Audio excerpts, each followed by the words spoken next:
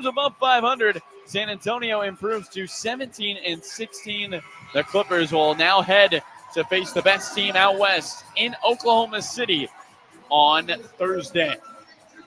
17 in this one from the Beard, James Harden.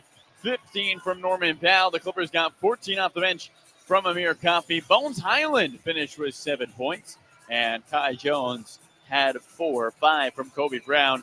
Meanwhile, for San Antonio, Wembanyama, 27 tonight. 15 from Stephon Castle. 17 off the bench from Keldon Johnson. 32 combined off the bench from those two guys. And 11 for Harrison Barnes. Chris Paul finished with 9 rebounds and 4 assists. Well, for Ben Hauk, our engineer today on the ones and twos, making us sound silky smooth. Danny Bobbitt, our statistician.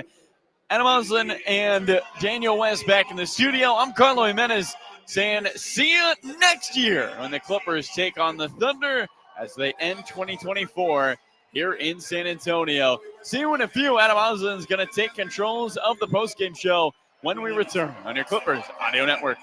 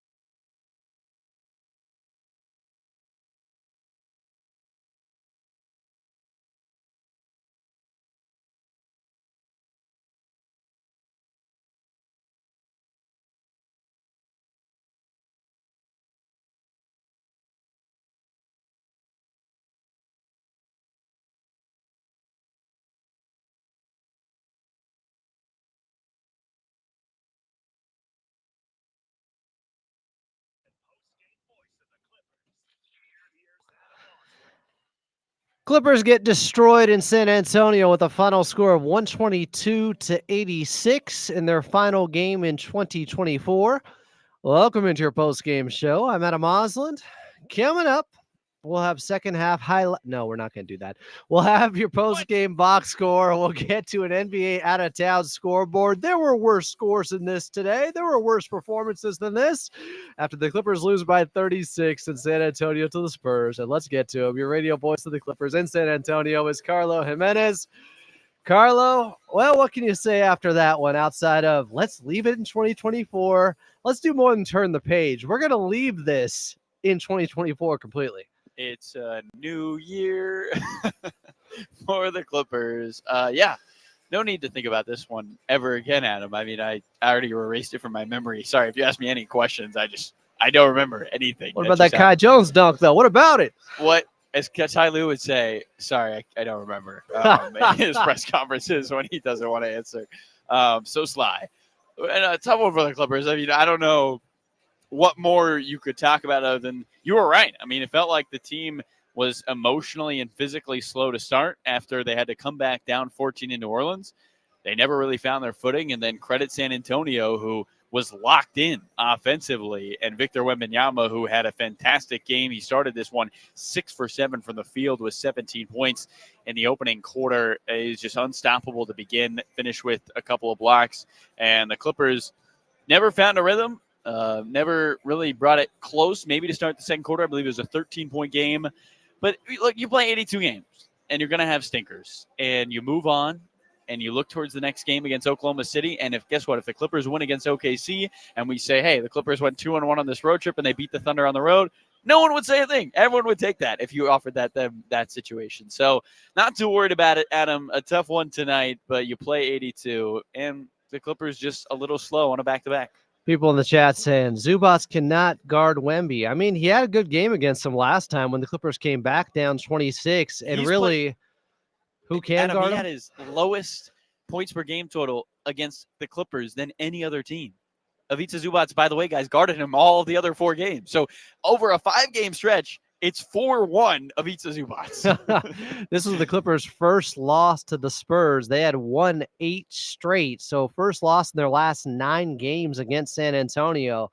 And maybe the Spurs remembered the Clippers coming back at Intuit Dome down 26 against them. Maybe they were the more well-rested team. Maybe they have an alien on their team in Victor Wembanyama. And it was all of the above tonight, just going against the Clippers, including them being gassed and a little bit tired and not having much left in the tank after being in that uphill battle yesterday in New Orleans, as you mentioned there, Carlo, where they had to come back down 14. They were down 14 in the first quarter of this one. It was just too big of a hill to climb for this Clippers ball club that never really found themselves out there. So hopefully, burn the tape, kill it with fire maybe, turn the page, leave it in 2024, and bounce back in OKC on Thursday. Clippers taken on the Thunder on the 2nd of 2025. Thursday, January 2nd of 2025. 5 p.m. is your tip-off. Pre-game show starting at 4. Carla, my friend, great call. Safe travels. Happy New Year. And get that dad joke in before we get out. Adam, I'll see you next year. Let's go. Clippers loses San Antonio 122-86. I'm Adam Oslin. We got more post game coming up next right here on the Los Angeles Clippers Audio Network.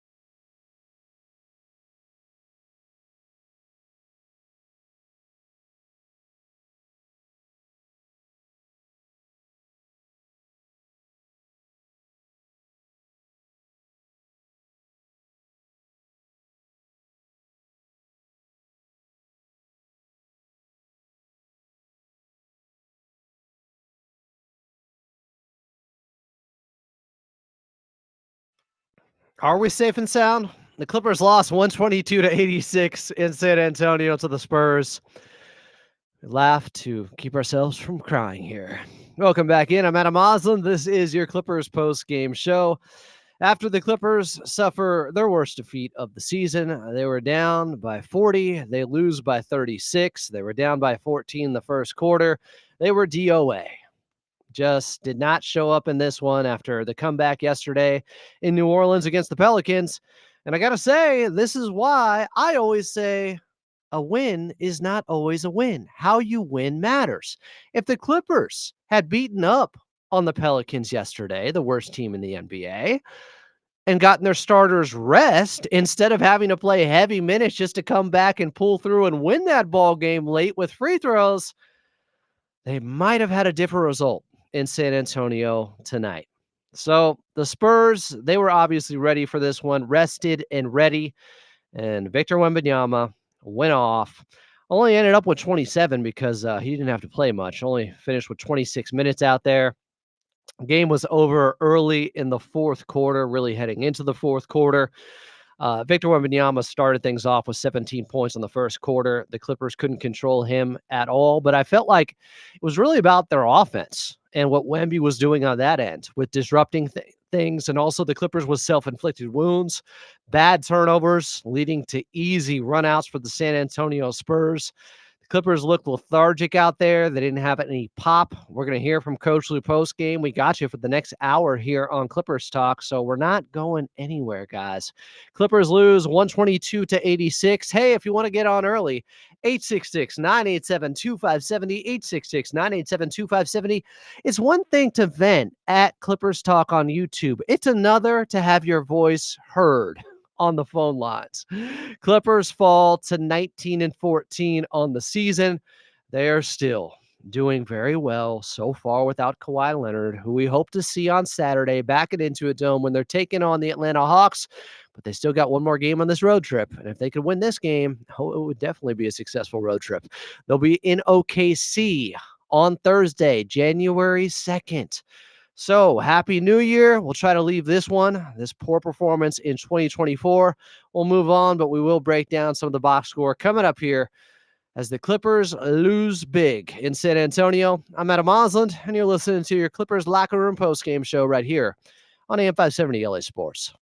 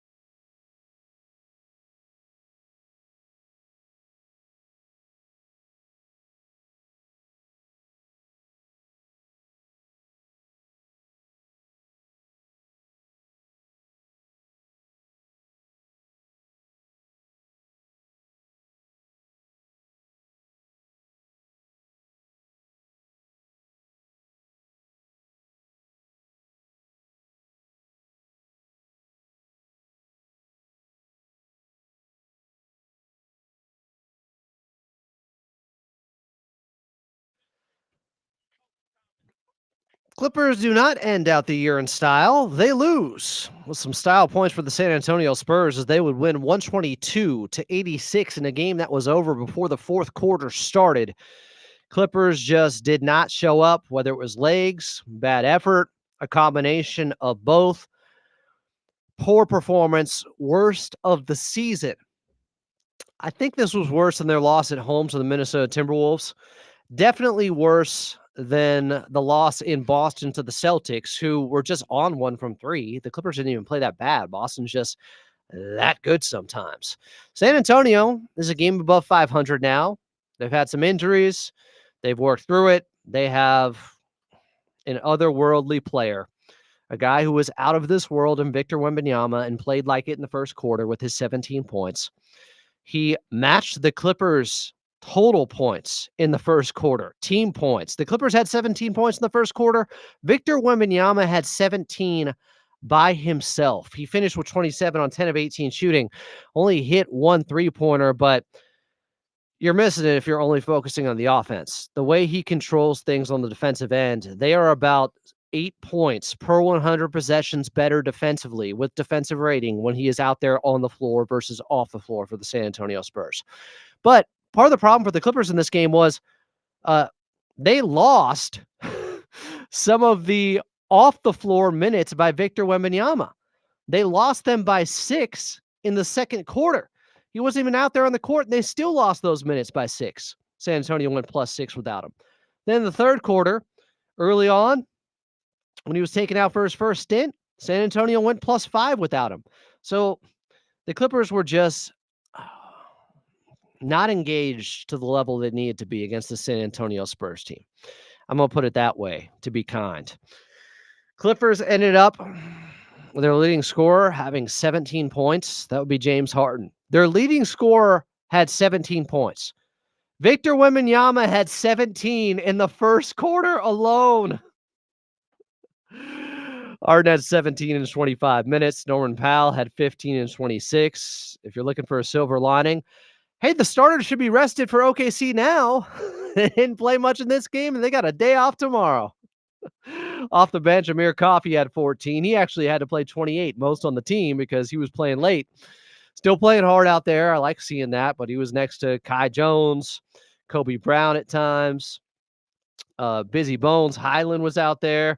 Jordan Miller a little bit. KPJ a little bit. It was one of those days.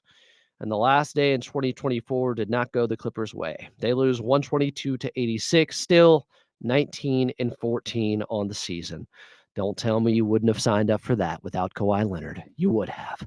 Clippers in OKC on Thursday. Tip-off for that ball game is at 5. We'll have your pregame show back here at 4. Outside of Los Angeles, we are leaving you until then. But coming up next here on AM 570 LA Sports and on the YouTube side, we got Clippers talk. We'll get to your phone calls. We will.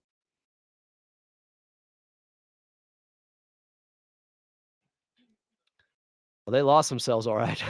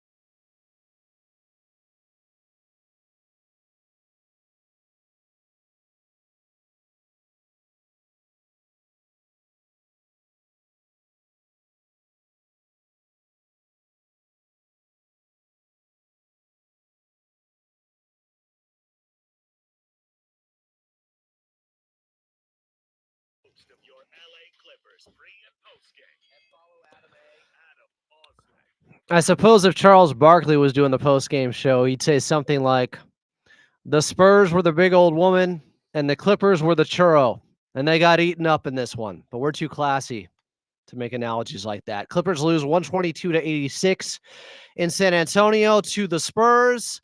Their worst loss of the season. Welcome into Clippers talk and casuals panicking everywhere. Appreciate you guys, but panicking over a loss like this is not it. The Clippers are 19-14.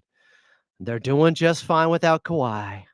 Yes, there are issues. Every team has flaws. Yes, they can do better. Yes, this was disappointing, frustrating, and a little bit demoralizing. It was also very predictable from those who are paying attention to @FollowAdame. Because yesterday I made this tweet. I knew that almost loss to the Pelicans, where the Clippers had to battle back, down 14, could come back to haunt them. The Pelicans are the worst team in the league. The Clippers probably shouldn't have been down 14 in that game. And at one point I tweeted out, regardless of the outcome is what I was saying, regardless, the Clippers are going to be gassed for tomorrow's game. Narrator says they were. This is what happens when you don't step on a team's throat that is a lesser team than you. Now, the Pelicans were hot yesterday from 3. CJ McCollum is a good player. They have talent. Did I think the Clippers played great? No. Pelicans were super hot. They hit 7 threes in the first quarter. But this is why I always say a win is a win. What? Forget that sports cliche. And by forget that, I mean, no, I'm not going to say that. It's never a win is a win. How you win matters. How you lose matters. You can develop bad habits and wins and good habits that lead to wins later in losses. And tonight in this one, I think there were some tired legs out there. Were there some bad effort plays too? Yeah. How much you put on, well, they were just out of gas, and how much you say that really was just them not caring or trying. I'll give this team the benefit of the doubt because there have been very few low effort performances this season. There have been very few performances like this where the Clippers just get waxed, just get annihilated.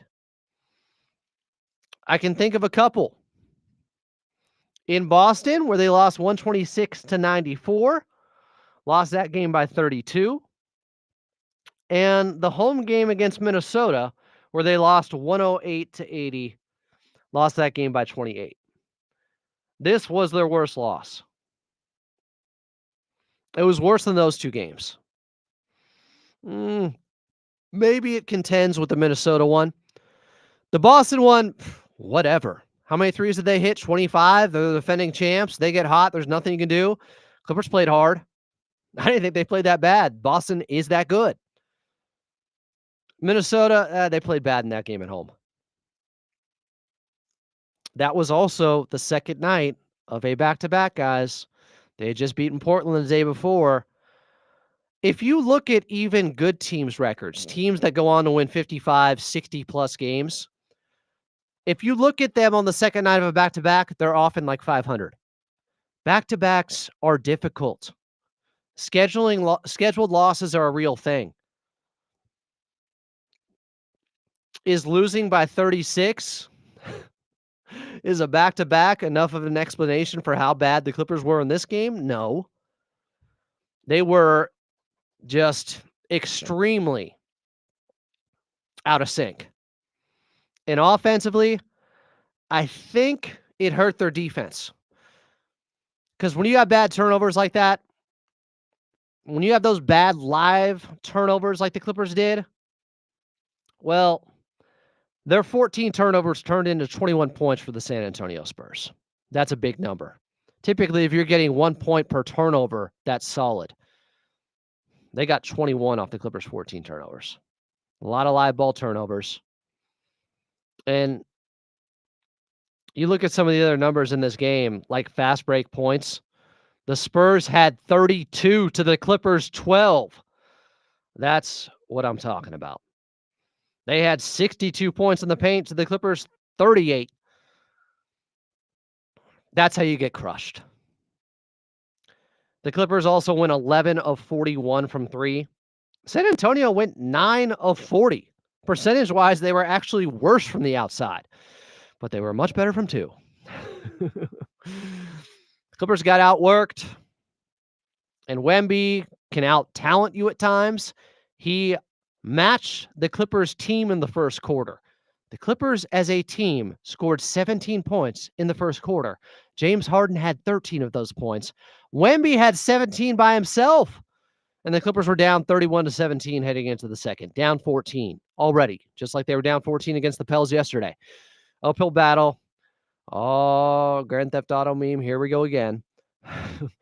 In the second quarter, the Spurs got up by as many as 25. The only bright spot was Norman Powell at 12 points in the second. That was it. And the third quarter, it was more the same. 2 buckets right away from Wemby. It got out of hand.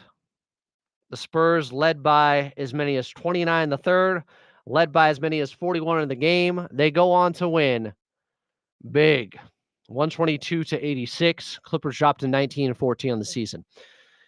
If you want to panic about this team, I mean, fan how you want to fan. I'm just telling you, this isn't indicative of how this Clippers team has played throughout the majority of the season or going to define their season. People freak out over losses like this. A lopsided loss. A lot of this can be explained by the second night of a back-to-back. This stuff happens. It does. It does. I saw a Clippers team lose by 51 in the 2021 season that went on to go to the Western Conference Finals. They lost a game earlier in the year by 51 to the Dallas Mavericks. Did it mean anything? No. They had their best year in franchise history. Now, if you want to talk about issues going on with this Clippers team, aside from this loss, that are more big picture issues, I'm here for that. People are saying, oh, they're a bad 3-point shooting team. They're a bad bench. It's like, well, they don't have Kawhi. They don't have Terrence Mann. You get those guys back. Kawhi's in the starting lineup. Mann's coming off the bench. That bumps Chris Dunn off the bench with Batum, Amir, KPJ, Bamba. That's not bad. Now, Bamba has struggled and was bad again tonight. Got to be frank about that.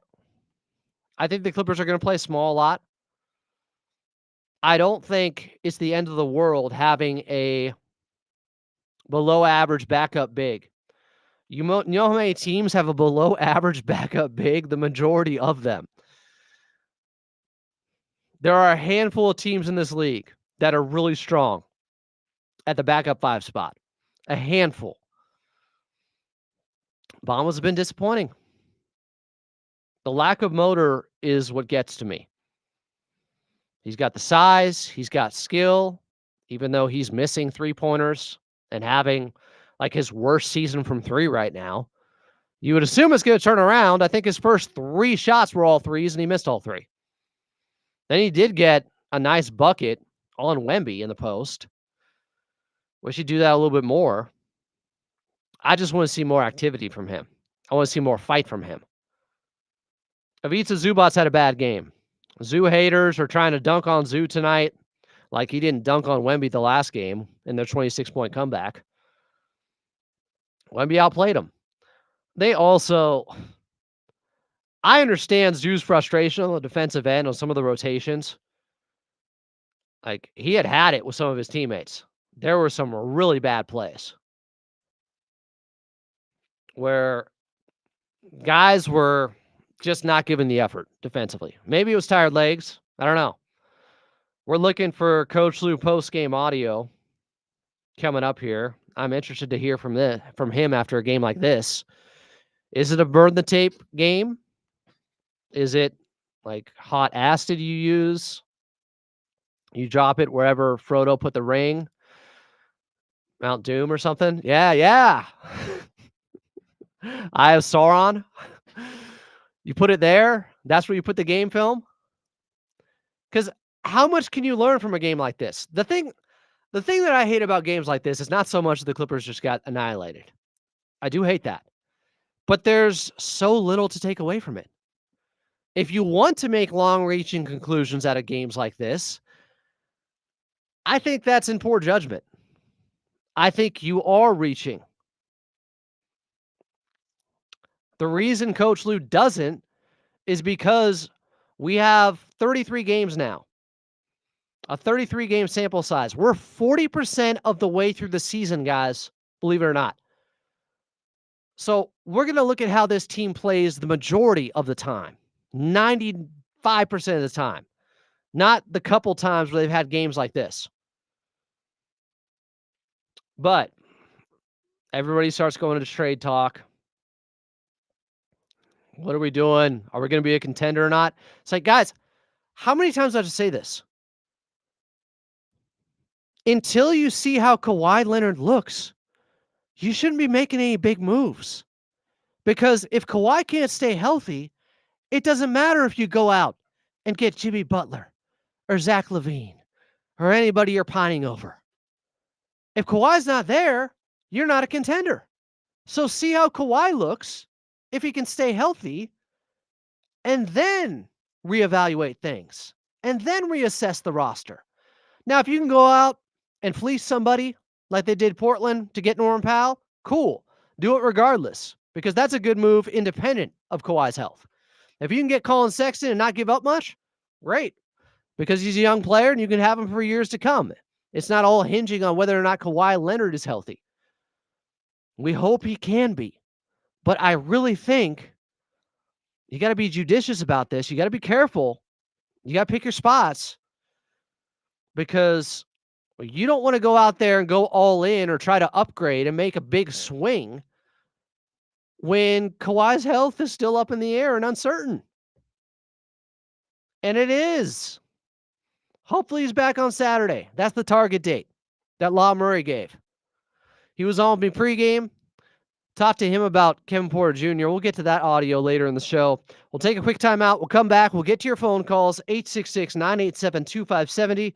866-987-2570 is the phone number. Happy New Year indeed. Let's leave this loss in 2024. I'm just about done talking about what happened tonight in San Antonio. I'm Adam Osland, and you're listening to Clippers Talk here on AM 570 LA Sports.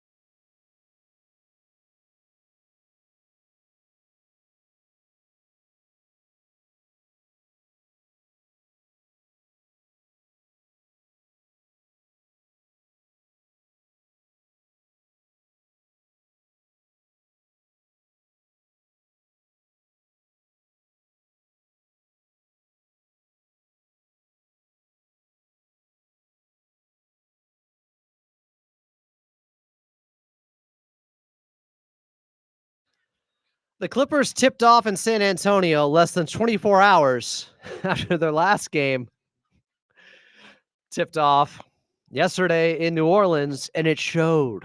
They lost 122-86 to the Spurs. Welcome back in. It's Clippers Talk. I'm Adam Moslin. Appreciate you guys. 866-987-2570. We're here for another, 38 minutes here till the bottom of next hour. Happy New Year. And happy move on from this game and never talk about it again after tonight, because that's probably what's going to happen. Still looking for post-game audio from Coach Lou. We'll hear from La Murray, but first, Mike in Los Angeles. Mike, what's up here on Clippers Talk with Adam Moslin? Hi, Mike. Hey, Adam. So, I used to think that this team's biggest weakness was really power forward and wing. Now I've changed. I think the biggest weakness is really just another ball handler. I mean, Hey, Mike, turnovers. Who's been saying that for 3 weeks here? Who's been saying that for 3 weeks? I know. I'm preaching to the choir, but I have come around, is what I'm going to say. That's fair. I mean, it's just the turnovers. And also just, after a bad loss, just to put things in perspective, I remember the season where the Clippers, it was with Pooh Richardson and Lloyd Vaught, almost broke the record for most consecutive losses to start the season. And they won that last game to avoid the record on a buzzer beater. And it was like they won the championship.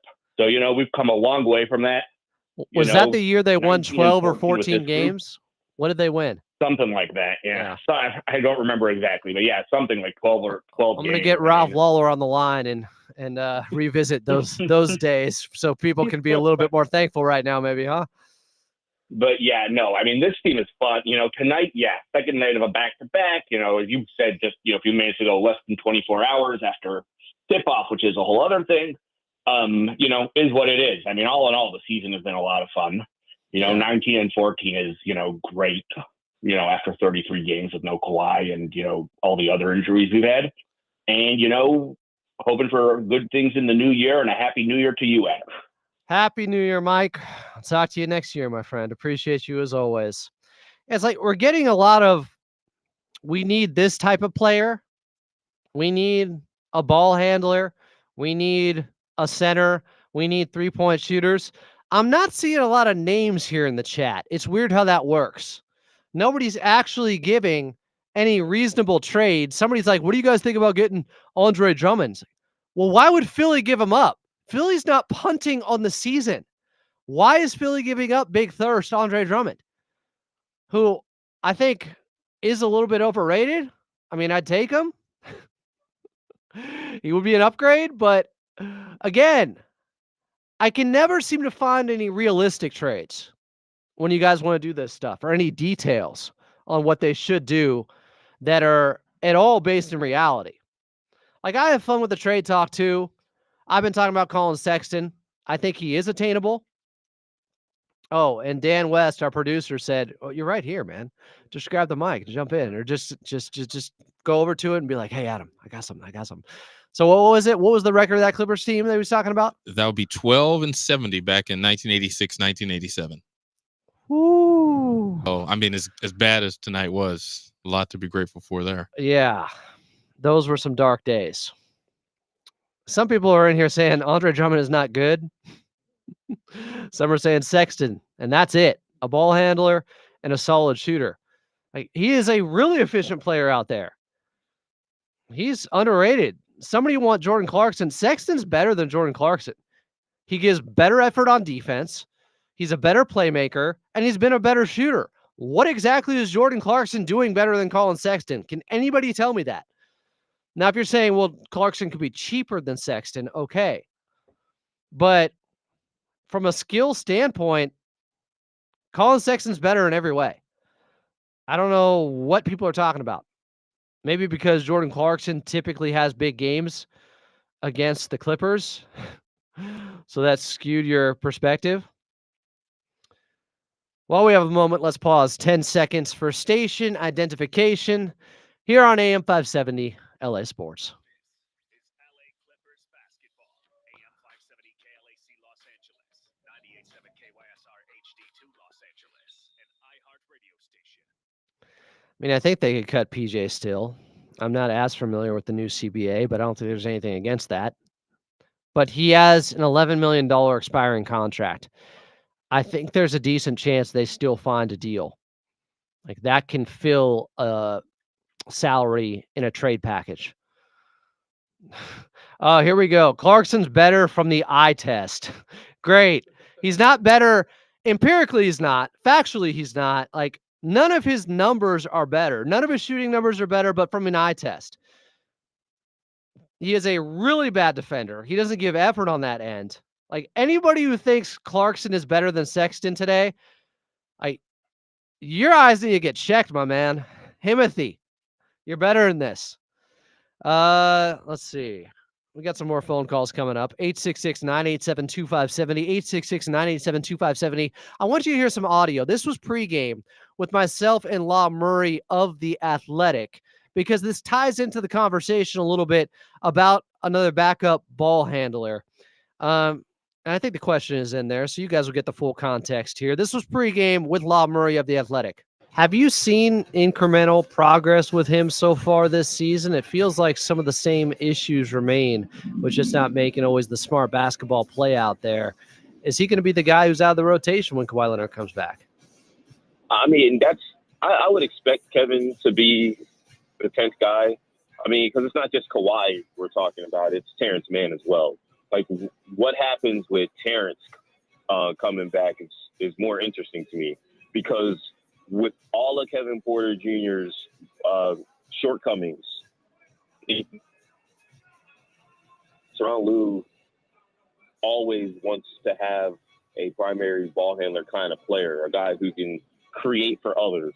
And if he believes that he can do that with a bench of, say, Chris Dunn, Terrence Mann, Amir Coffey, Nico Batum, and Mo Bamba, then okay, I'm not sure if you're going to see that 5-man lineup out there. And you also have to consider guy like Kawhi, whenever he gets back, is probably not playing every single game when he gets back. And you got to keep guys engaged somehow. So it's going to be very tricky to see what happens. But just to center it on Kevin, there are things that he does well. You can always tell when he's out of rhythm. He didn't play Friday night, and it showed. He had some misses around the rim to go with, the difficult shot selection and shot making at times. And at the same time, he's going to help them because he's a body out there who they don't have to worry about defensively. He'll make some plays, and he'll play hard. And so it's been a long process. I think it's a lot easier to say he'll be out the rotation when the team is fully healthy, but it's not just Kawhi they're waiting on. It's Terrence Mann as well, and we got to just see just how much T. Lue trusts someone like Chris Dunn, who Chris is doing a lot of ball handling himself. And I think Chris, other than he had one bad pass that led to a Trey Murphy 3, I believe that was Chris's live ball turnover. But I think Chris Dunn is the guy who needs to be the backup point guard if you're going to start Kawhi and you're going to keep playing Terrence. I mean, that's what I've been saying. When Kawhi comes back, have Terrence Mann and Chris Dunn share the ball handling duties with the backup unit. Those guys are more sound with the basketball, but it's not perfect. So you could look to go outside of this team internally and try to find somebody. Colin Sexton has been the name for me. I don't know how anyone can think Clarkson is a better offensive player than Colin Sexton. Like Himothy's in here saying, well, I didn't say defensively. I said offensively. He's not better offensively than Colin Sexton. Here is what Jordan Clarkson is doing this season. And look, could he help the Clippers? Maybe. You'd have to surround him with a bunch of defenders. Like, he is really bad on that end. Colin Sexton is just undersized, but gives effort. Clarkson doesn't give great effort defensively. He's getting 16 points per game while shooting 41% from the field, Clarkson, and 34% from three. Sexton is getting 17 points per game while shooting 48% from the field, 7% better there, and 42% from three. Like 8% better from three. There is no argument that Jordan Clarkson is better on offense in 2024, soon to be 2025, than Colin Sexton. And we already know he's worse defensively. So again, it's a bad argument, my guy. Himothy, you want to die on that hill like Rock has with KPJ? Go for it. But it's nonsensical. It's completely nonsensical. Again, Colin Sexton is shooting 7% better from the field and 8% better from three and scoring an extra point per game. Here's all you need to know. Clarkson takes more shots and still scores less per game than Colin Sexton. Do you know why? Because efficiency matters. And it turns out Colin Sexton is a career 47% field goal shooter and 39% three-point shooter. Jordan Clarkson is a career 34% three-point shooter and 44% from the floor for his career. His stats are lining up with where he is for his career. Both these guys. Like just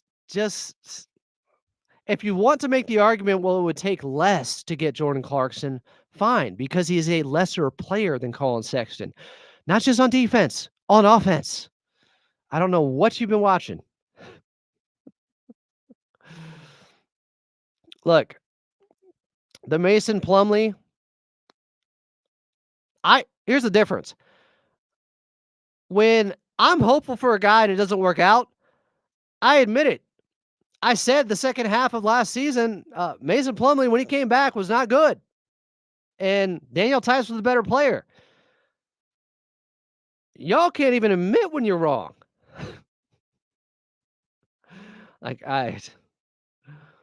Now Himothy is moving the goalposts. Clarkson is more easier to get.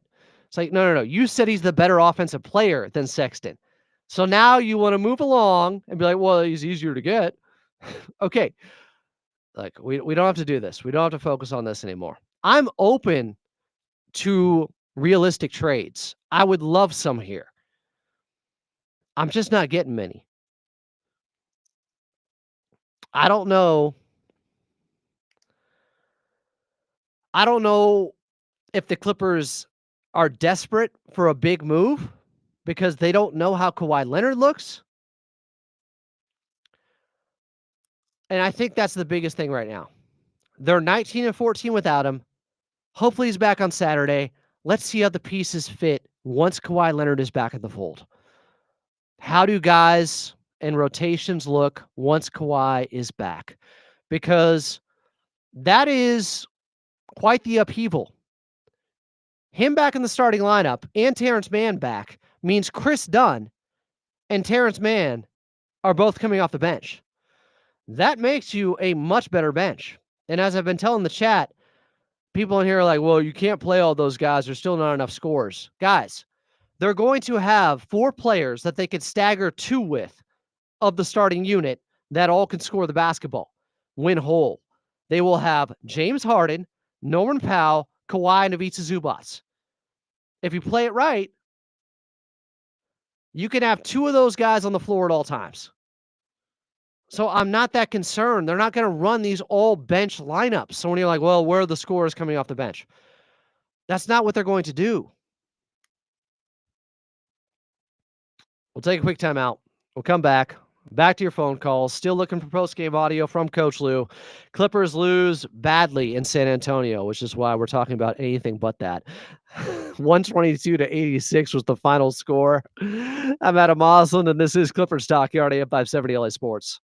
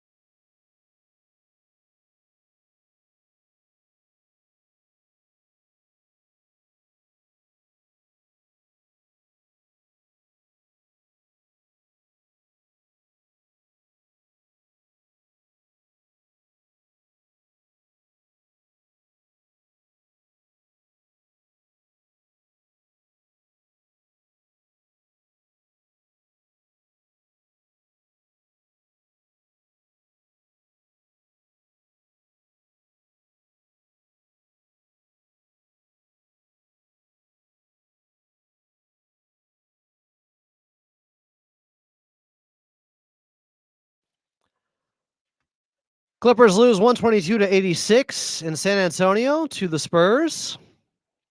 Final game of 2024. Happy New Year. Welcome back in. I'm Adam Osland. This is Clippers Talk. We're trying to find distractions to not think about the game and their worst loss of the season. Their next game is coming up in OKC January 2nd. That is on Thursday. And then hopefully on the 4th, back it into a dome on Saturday when they're taking on the Atlanta Hawks. They will have Kawhi Leonard back. Somebody asked the question, who's guarding Trae Young? Hopefully not Kawhi in his first game back. No. It'll be DJ, Dunn. Like the reason you leave Derek Jones Jr. in the starting lineup, guys, and bring Dunn off the bench is because DJ can guard up more, and he can still guard ones and twos. He can guard Trae Young. It's not a problem. He's really good against smaller guys. Derek Jones Jr. is the more versatile defender. Chris Dunn might be more of the elite perimeter specialist, but with Derek Jones Jr., you have more options of who to put him on, unlike Chris Dunn. Not that he's terrible about guarding up. Just Derek Jones Jr. is better at it. He's taller. He's lankier. So Clippers lose by 36, but I'm not here for that. Harold in North Hollywood. Harold, you're on Clippers Talk with Adam Osland. What's up, Harold? Happy New Year, Adam. Good talking to you. This is my year-end call. Look, I don't know if you remember. You probably did.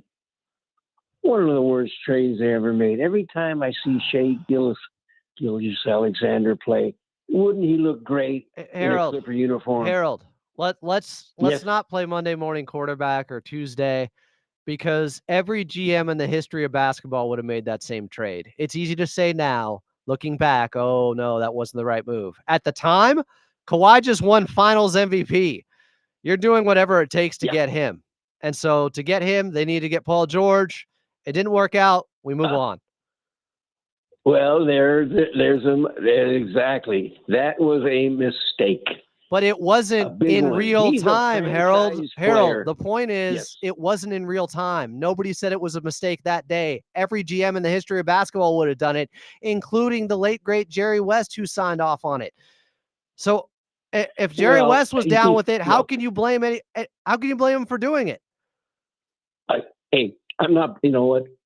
Let's not blame anybody for the trade. But every time I see him play, my stomach turns. This guy's why bring it up? MVP You're of the not league. helping. My God, none of this helps. None of this helps anything. I hope this is the last time I hear about this conversation in 2024, because all it does is stick the knife in. I just want to let the Clipper fans remember what I remembered. And I tell you, the guy's going to be the MVP of the league this year. Yeah, I predicted that before the season started. Thanks, Harold. Thanks for contributing tonight. On the same page. Thank you very much. All right. I love you. Happy New Year. That was not productive. I don't need more salt in the wound. We get it. We all get it. We all understand. God, I would love more than anything for the Clippers to draw OKC with Kawhi Leonard in a 7-game series. Jose and Southgate, you're on Clippers Talk. Cleanse the palate, please. Adam, in the words of Tyronn Lue, let's go ahead and flush this one and move on to the next one. Happy New Year's, Adam. We just need two guys. Two guys, Adam. The names are Kawhi Leonard and Terrence Mann. Good thing is we already have them. You can either move Chris Dunn or Derrick Jones Jr. to the bench, but that's Ty Lue's decision. Here we go, Adam. Let's go, Clippers! Thank you, Jose and Southgate. Appreciate it. Speaking of Ty Lue, he handed me the baton there. It's a good segue. Let's hear from Coach Lue after the Clippers lose big in San Antonio. Yeah, I mean, his impact from day one, when we first acquired him from Charlotte, just the impact he had on the locker room, just being a great guy, being a connector, a guy that, he's on the floor to just make winning plays. Like, he's not worried about shots. He's not worried about who missed him on the offensive end. He's a guy that can guard 1 through 5, a Swiss Army knife defensively. And he's a great teammate, and so everybody loves, playing with Nico. He's always about team first.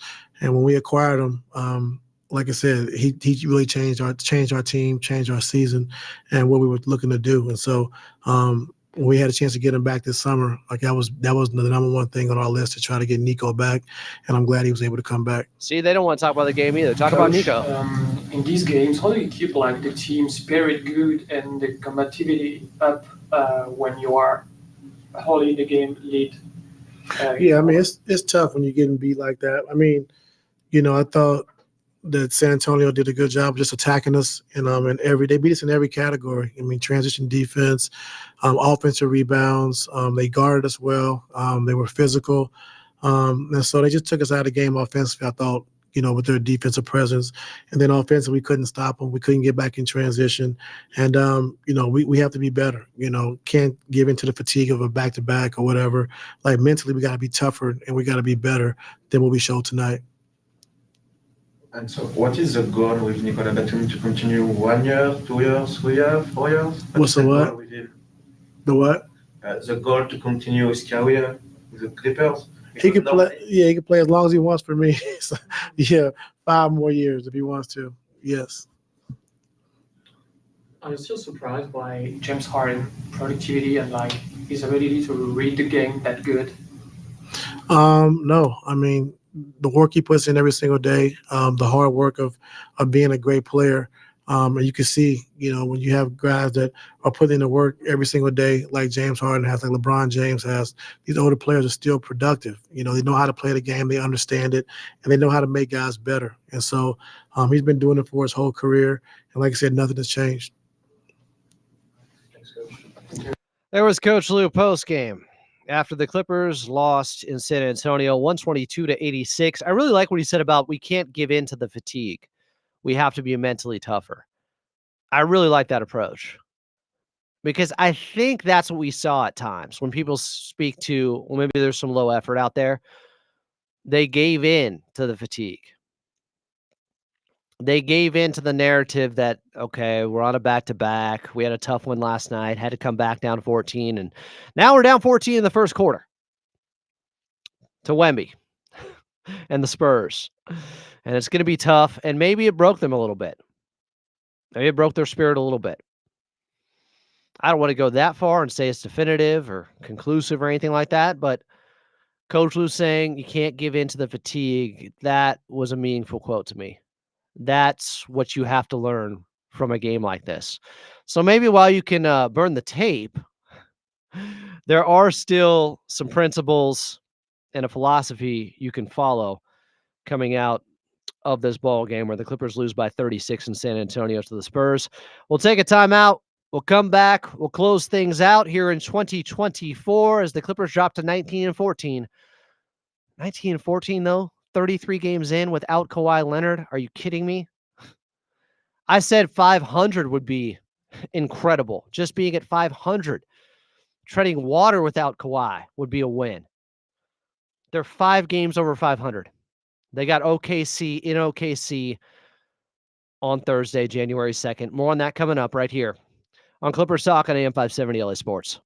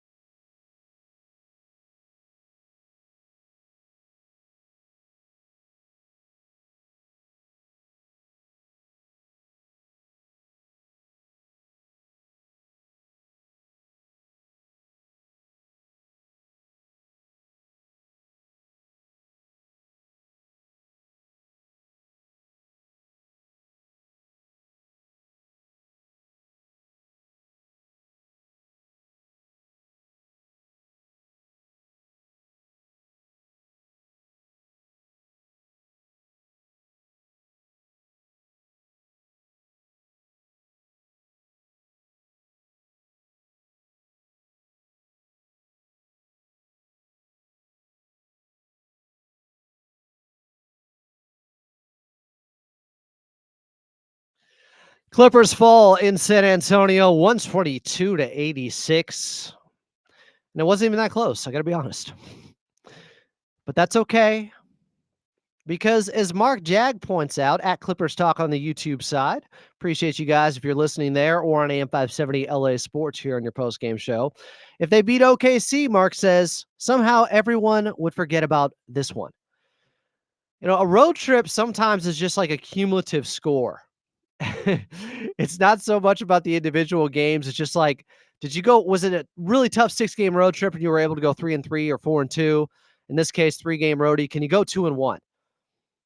And if you beat OKC, the best team they'll face on the road trip, that's huge. Like, I would say that's probably their best victory of the season if they win Thursday in OKC. Right before hopefully getting Kawhi Leonard back. I mean, they just had their best victory in Memphis. But OKC, they lost big there earlier in the season. It's not going to be easy. They're the best team of the Western Conference. They have Hartenstein back. They still don't have Chet. But early in the season, they lost. They've already played them twice, excuse me. They lost the game I was thinking of in Oklahoma City. You know, they gave up 134 points in that game, but they were in that game. They lost 134-128. They had chances. So they've lost to them twice so far. Once at the Intuit Dome, 105-92. And then a week and a half later in OKC, 134-128. I remember that was a game where the Clippers were clicking offensively. They played really well, but Hartenstein still wasn't back yet. Norman Powell had 31 in that one. Here's what it was. Derrick Jones Jr. had 20. Huge game. Harden actually didn't play well. James only had 17 on 5 of 15 shooting. And that's partially because of the Lou Dort effect and the guys that they can throw at you. Aaron Wiggins, Isaiah Joe. Yeah, it's tough out there. Alex Caruso's coming off the bench for them. Man, the Lakers fumbled that one. The Clippers have to put forth a much better showing. Like I always say, a win is not a win. A loss is not a loss. It matters how you play out there. I want to see them compete. Regardless of a win or a loss, I want to see them compete. Now, we'll see it be a win, but I want to see them execute and not be so lackadaisical with some of these turnovers. So somebody brought up in here, that guy Spencer said, I hope we improve the IQ of passing regardless of who has the ball. Others have been talking about, and that guy Spencer said this too, how James Harden has had a turnover issue this season. And I talked about that with Law earlier. I feel like there's been a little bit of an uptick since he's had all that time off. He's back to turning the ball over more frequently, just like he was early in the season. And then he started to settle down with it. But after he had those 8 days off and missed that one game against Houston, it's been worse since then. That guy Spencer says Harden is fine for 2.5 quarters handling the ball. Then he's exhausted. I get he wants to create, but he's got to give up the ball to the post. There's a lot of times Zoo is open. I mean, they have been doubling Zoo a lot more. Here's the thing. With James Harden in fourth quarters, this is an alarming number. And I haven't wanted to talk about this. I wanted to see if the numbers would level out the further we got into the season, but he's played 32 games now. And speaking of that number 32, so in the fourth quarter, Harden has 32 assists this season to 28 turnovers. It's almost a 1-to-1 ratio in fourth quarters. 2-to-1 isn't good enough for someone like him. 3-to-1 would be what you want. It is almost 1-to-1. 32 assists to 28 turnovers in the fourth. And I don't think it's because, he just is being so careless out there. I think a lot of it is fatigue. It's the usage rating. It's him having the same usage rating as guys that are doing what he did at 25 SGA Luka Doncic. He's 35 now, and he's trying to do the same thing. It is a guy who's gassed at the end of games. Now, the good news is when Kawhi comes back, his usage rating may drop 10%. At least 5%, I'm telling you, it's going to drop. Because last season it was 10% lower with Kawhi and Paul George. I think it's going to drop at least 5% once Kawhi gets back. He'll be on the ball a lot more. It will help James Harden's legs immensely, I think, in every way, not just the turnovers, shooting percentages, everything. Even though he has been shooting it better. It's really just, I think he's missing still a lot at the rim, but it's a concern. That's why I've been saying the priority to me is not a backup big. I'm not saying they couldn't use a better one. I'm saying in order of strongest need to weakest need or biggest need to smaller needs, I'm saying it's a ball handler. Because KPJ is not cutting it enough for me. He's too erratic. He reminds me of Russ at times. Like, he can create for himself, or he can just lose the basketball out of bounds. We've seen that. Like, literally. Like, a guy just playing off of him and him going between the legs and it just goes out of bounds. I want someone more sure-handed. But can you find that guy that can also be an efficient scorer and not be hunted defensively? That's the problem. You're asking to check all those boxes, which usually means you're going to have to give up a lot to get that player. And I don't think they should be giving up a lot right now until they see how Kawhi Leonard looks, until they can see if he can stay healthy. I'm just not giving up any more future draft capital or young assets. They've done that. And there is a toll to pay or a tax to pay on that. Sometimes literally with the CBA, you go over the first and second apron. They're under the first apron, which is good. They do have flexibility. But I just don't think until you see how Kawhi Leonard looks, you shouldn't make a big swing. Now, if you could get somebody and it doesn't cost you much, by all means. If you can pull off another Norman Powell type of trade when they got him, the swindling of the Portland Trailblazers, I'm good with that. I'm fine with that. All right, before we get out of here, I'm fine with this man. Daniel West, our producer here. Howdy. How the West was won. We're getting the Western Conference standings update, as we always do, on Clippers Talk to end the show from producer Dan West. Adam, I wish I had better news today, but the Clippers with this loss at the moment are in the play-in zone again at number 7. OKC on an 11-game winning streak is your 1, Grizzlies 2, Rockets 3, Mavs 4, Nuggets 5, 6 Lakers, 7th Clippers, 8 Wolves, 9th Spurs with their win tonight, and 10th the Warriors sitting there right above the Phoenix Suns, who are the first out. Okay, so earlier OKC beat Minnesota, which did help out the Clippers a little bit. Yeah. Minnesota's still behind them. Tonight, Lakers are taking on the Cleveland Cavaliers, and that game's going on now, but we don't want to do counter programming. Yeah. We want Cleveland to win that game. Be nice. And then I guess, do we want Phoenix or Memphis to lose? It's a good question. Memphis is up 71-62 in Phoenix with 9 minutes left. The Suns are starting to fall apart. I'm almost less worried about the Suns. They're 15-16. Then maybe you can have Memphis lose a couple and somehow chase them down. Grizzlies with 22 wins, Clippers with 19. So yeah, that's I would say that's a bigger concern, is looking up as opposed to looking down. Yeah. Although burying Phoenix, there's nothing wrong with that either. I know how Clipper Nation feels about the Phoenix Suns, but it's understandable too. All right. This was a clearer picture. Appreciate you, Daniel. Of course. Well done as always. Happy New Year, by the way. I'll talk to you next year. Talk to you next year. The dad jokes keep coming here. First Carlo, now Daniel. This is no joke. The Clippers lost 122-86 in San Antonio. But maybe the final punchline isn't out yet. They could win in OKC and totally redeem themselves. Tip time for that one on January 2nd, on Thursday, is at 5. Pregame show starting at 4. Before we get out of here, I do want to thank the Clippers organization. Ralph Lawler, Brian Seaman, Noah Eagle, Carlo Jimenez on the call, the callers, the listeners, the chatters in here. Love you all. Happy New Year. Be safe out there.